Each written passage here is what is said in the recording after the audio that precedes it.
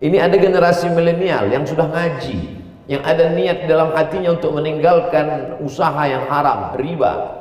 Tapi di sana juga ada penyedia ekonomi syariah, tapi mereka belum bertemu. Dan ada pemimpin yang mengayomi, sampai-sampai apa kata Imam Ahmad bin Hanbal, Imam Hambali, seandainya engkau berdoa, doamu itu makbul, diterima Allah, tapi tidak banyak, doanya cuma satu saja, maka berdoalah untuk pemimpin yang adil.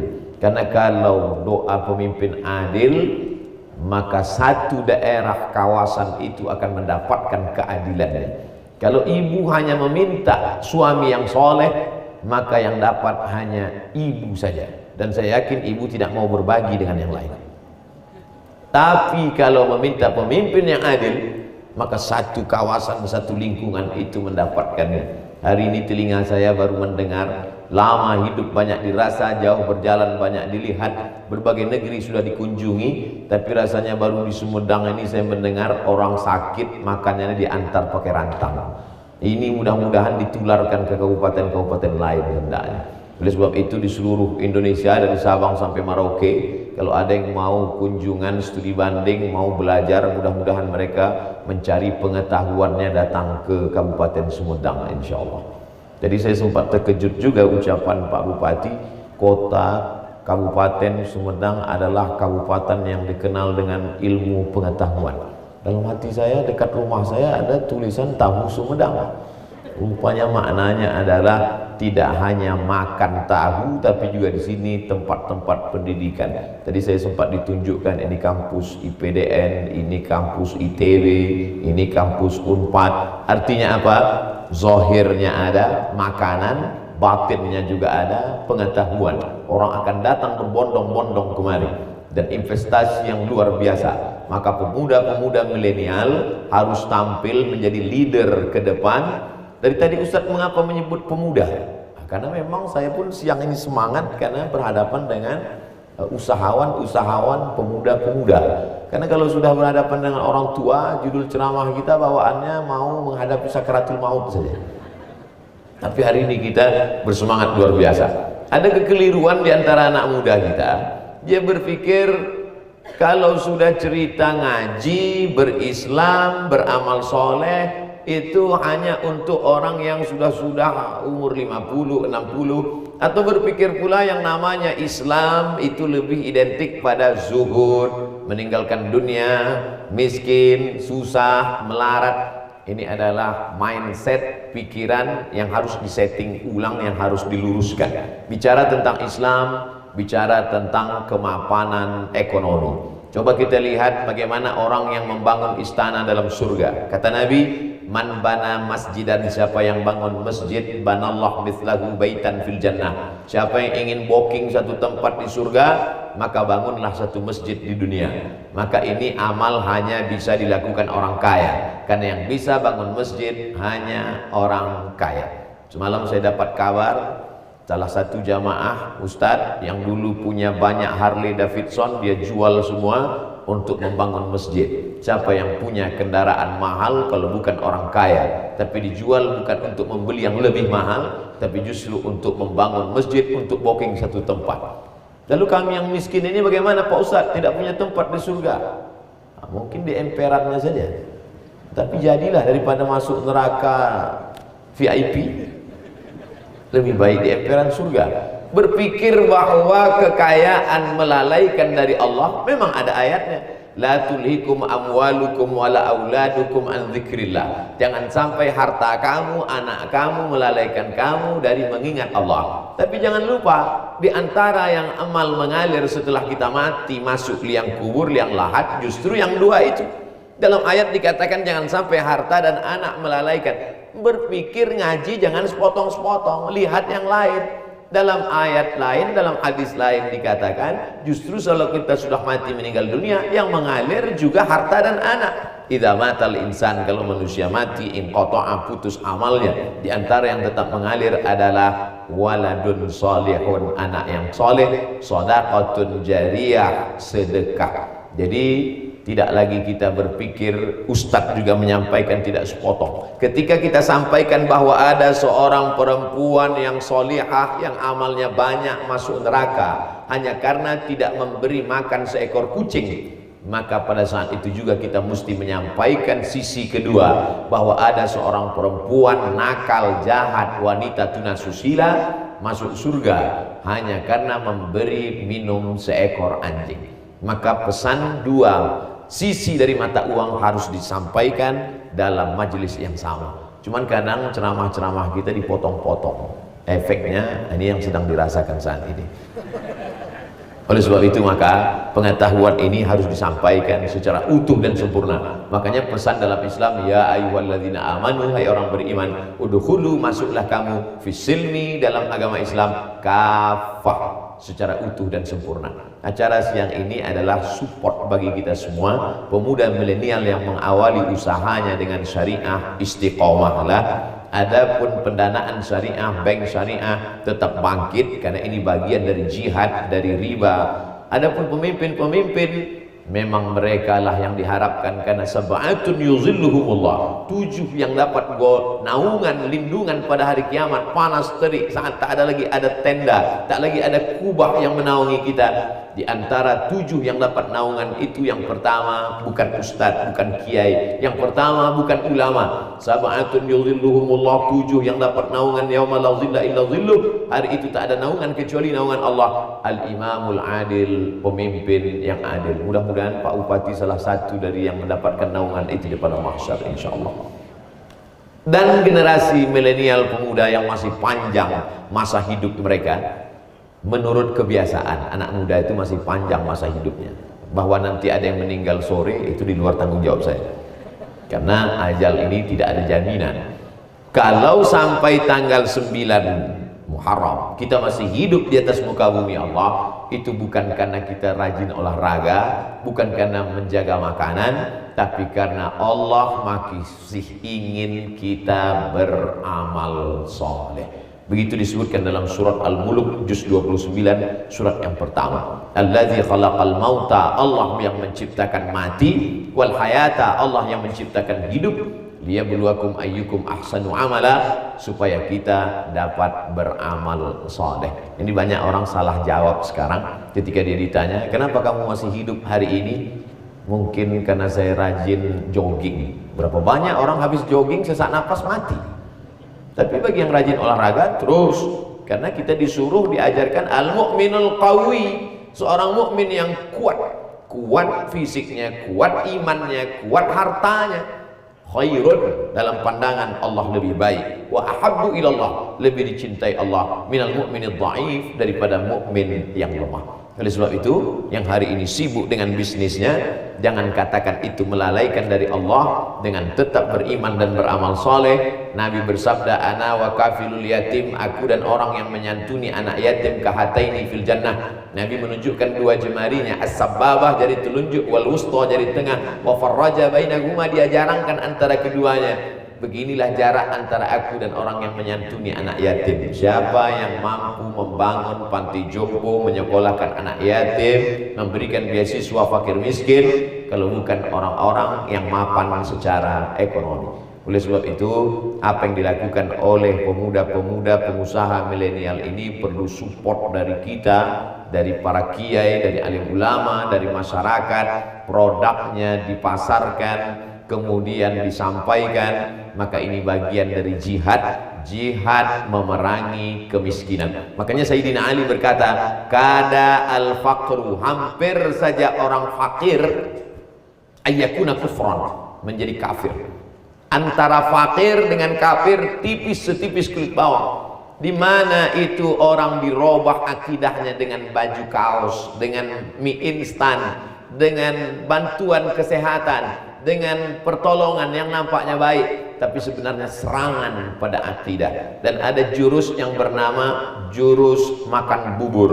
Bubur panas itu disendok tidak dari tengah, tapi mulai dari pinggiran-pinggiran kota, kemudian dijaring orang kemiskinan melalui bantuan dana, melalui rentenir, pinjaman, sehingga kalau sudah terjebak boleh tidak bayar, tapi gadaikan akidah.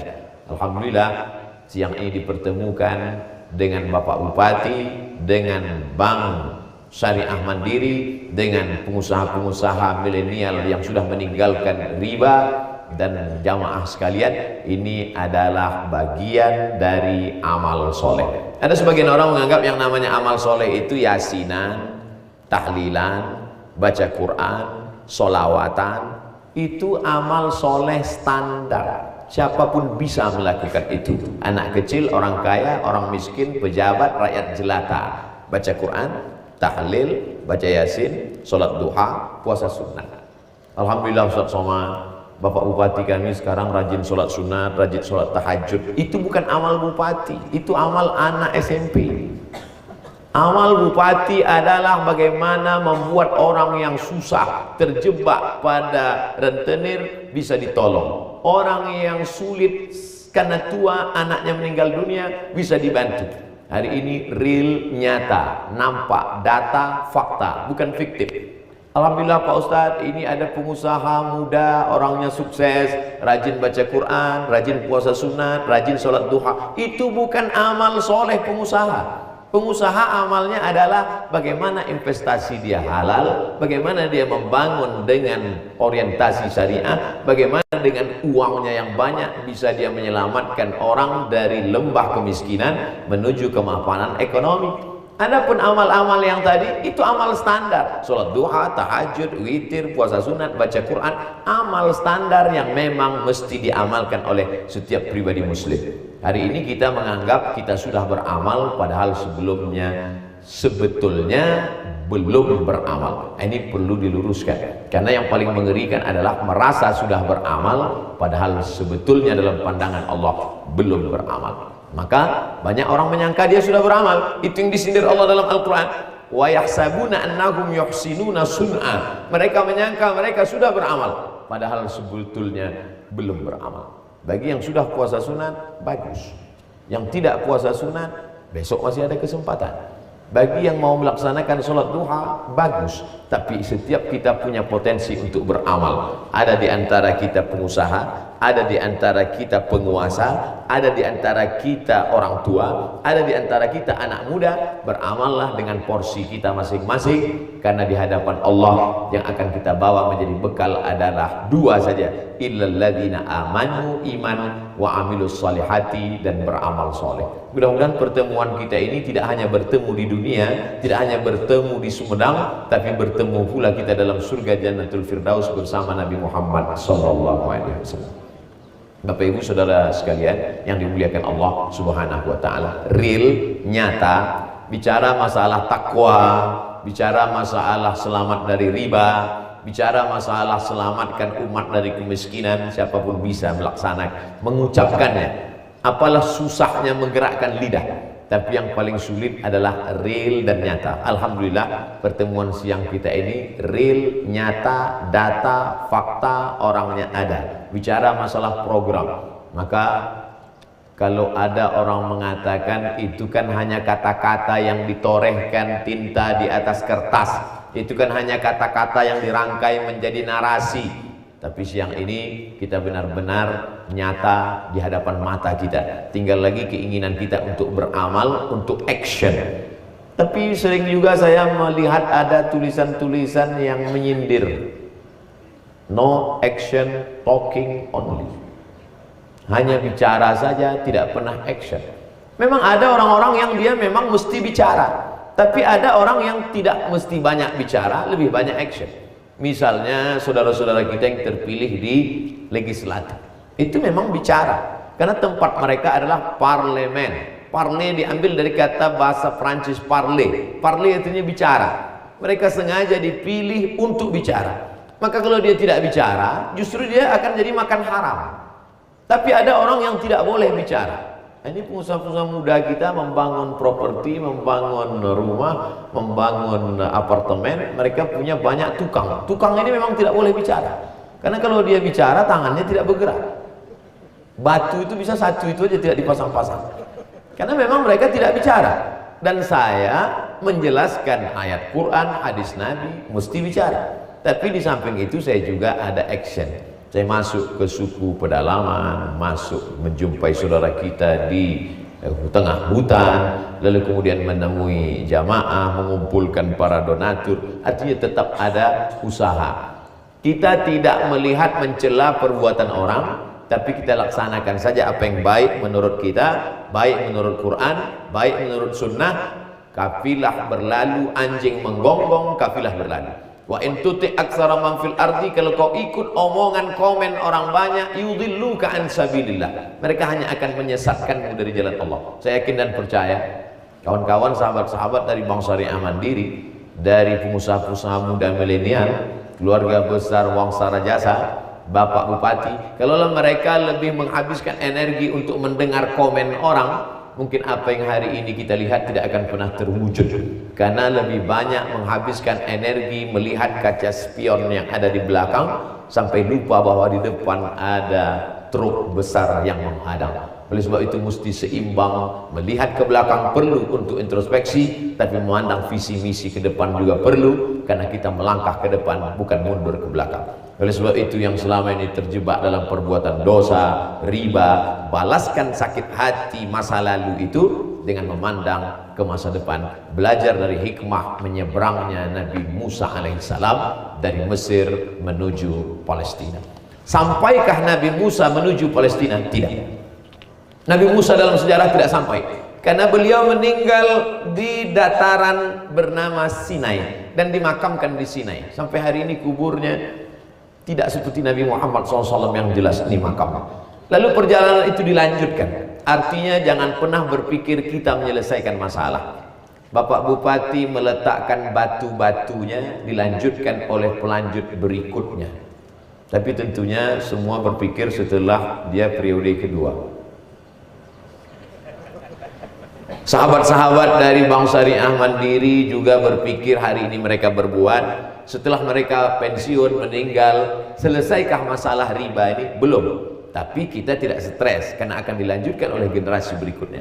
Pengusaha milenial hari ini, sampai masanya dia menjadi pengusaha yang tidak lagi milenial, tidak muda, pengusaha tua, pengusaha jompo, tapi juga belum tentu menyelesaikan masalah. Tapi kita tidak pernah putus asa, karena Musa tidak sampai ke Palestina. Perjalanan itu dilanjutkan oleh muridnya yang bernama Yusha bin Nun, yang dalam literatur barat disebut dengan Joshua, dalam Islam disebut dengan Yusha bin Nun. Akhirnya rakyat Bani Israel sampai juga ke bumi yang dijanjikan Bani Israel, yaitu Palestina, tempat Masjidil Aqsa.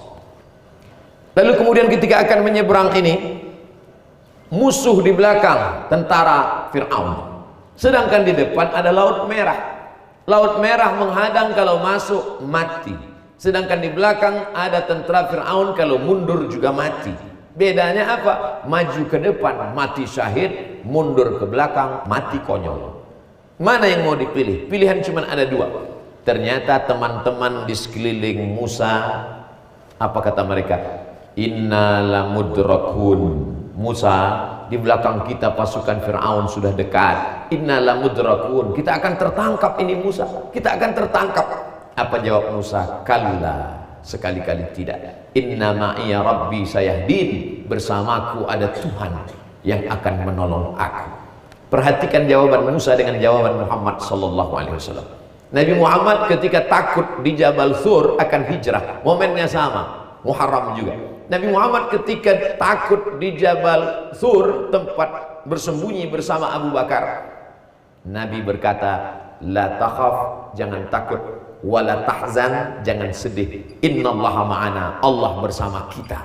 Teman, sahabat, kawan, jangan takut, jangan sedih, Allah bersama kita. Tapi Musa tidak berkata begitu, Allah bersamaku. Kenapa Musa berkata Allah bersamaku, sedangkan Muhammad berkata Allah bersama kita? Karena ternyata mereka punya teman, kawan, sahabat yang berbeda. Apa beda sahabat Muhammad dengan sahabat Musa?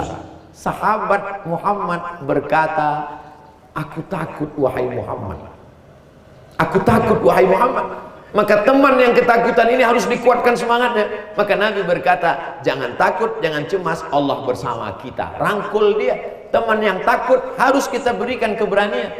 yang takut investasi, yang takut melanjutkan bisnisnya, yang takut pemimpin melaksanakan programan keislaman, yang takut untuk memberikan pinjaman, maka kita rangkul mereka, jangan takut, Allah bersama kita. Tapi teman Musa tidak begitu. Teman Musa bukan takut, tapi menakut-nakuti. Musa, di depan nanti kita mati, di belakang itu nanti ada Fir'aun. Maka Musa berkata, tidak, Allah bersamaku. Maka dalam menjalankan program ekonomi keumatan ini juga saya yakin dalam perjalanannya akan ada bertemu dengan sahabat Musa atau sahabat Muhammad sallallahu alaihi wasallam. Kalau Bapak Ibu, Bapak Bupati, saudara-saudara, kawan-kawan dari Bank Syariah Mandiri, sahabat-sahabat dari Wangsara Jasa, dalam perjalanan bisnis, dalam perjalanan usaha ini, dalam perjalanan kepemimpinan ini bertemu dengan sahabat Muhammad, maka rangkul mereka, katakan Allah bersama kita. Tapi kalau berjumpa dengan sahabat Musa yang hanya menakut-nakuti saja, maka katakanlah Allah bersamaku tapi tidak bersama kamu. Allah bersamaku, dia akan selamatkan aku. Puncak ujung akhir pertolongan Allah adalah munculnya mukjizat. Mukjizat ada pada Nabi, tapi kita sekarang tidak ada. Tapi yakin dan percaya pertolongan Allah pasti akan dekat. Saat gelap gulita, tak tahu mana timur, mana barat, mana utara, mana tenggara, tapi saat itu muncul bintang kejora. Saat itu apa kata Allah dalam Al-Quran? Alaysas subuhu biqarib. Kalau dalam gelap itu terasa sesak napas, yakinlah bahwa waktu subuh sudah mendekat. Saya kira itulah yang dapat saya sampaikan pada kesempatan ini. Biasanya saya tausiah di mana-mana, saya sampaikan pakai poin-poin, poin 1, poin 2, poin 3 ada kesimpulannya. Tapi di depan Bapak Ibu sekalian siang ini tidak pakai kesimpulan, karena saya lihat dari tatapan matanya orang-orang yang pandai menyimpulkan sendiri. Mudah-mudahan bermanfaat insya Allah. Doa. Terima kasih atas segala perhatian, mohon maaf atas segala kesilapan dan kekhilafan. Mudah-mudahan senantiasa kita mendapatkan taufik dan hidayah dari Allah. Wassalamualaikum warahmatullahi wabarakatuh.